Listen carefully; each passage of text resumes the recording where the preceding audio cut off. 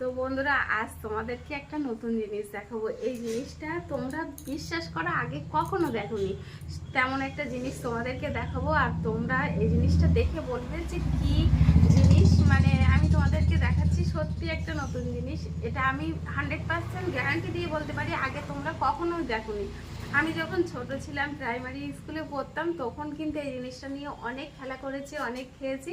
তারপরের থেকে আর ছোটোবেলায় প্রাইমারি স্কুল ছাড়ার পর থেকে এই জিনিসটা আমি আর কখনোই চোখে দেখিনি।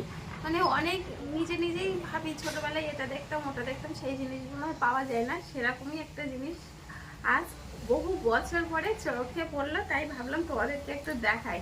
আমি যখন পেয়েছি তোমাদেরকেও একটু দেখাবো। দেখো এই জিনিসটা, এটা কি বলো তো? দেখো পেকে গেছে, লাল হয়ে গেছে। আর এটা এই যে এটা হচ্ছে কাঁচা, এটা কাঁচা আর এইটা পেকে গেছে। তো আমি এটা আজকে বাজারের থেকে পেলাম।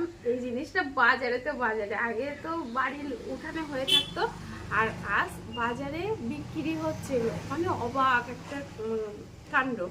যাই হোক, দেখতে পেলাম বহু একটা পুরানো ফল।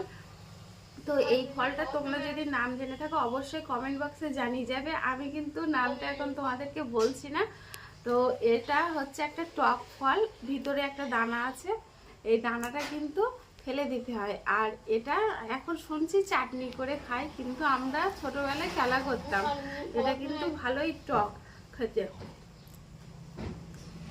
তো ব্যাপক টক, ভীষণ টক। এই জিনিসটা তোমরা কারা কারা খেয়েছো চেনো অবশ্যই কমেন্ট বক্সে জানিয়ে যাবে। আর এটা কি নাম যদি জেনে থাকো অবশ্যই কমেন্ট বক্সে জানিয়ে যাবে। আর তোমরা না বলতে পারলে তখন আমি বলে দেবো যে এই ফলটা কি নাম। তো চলো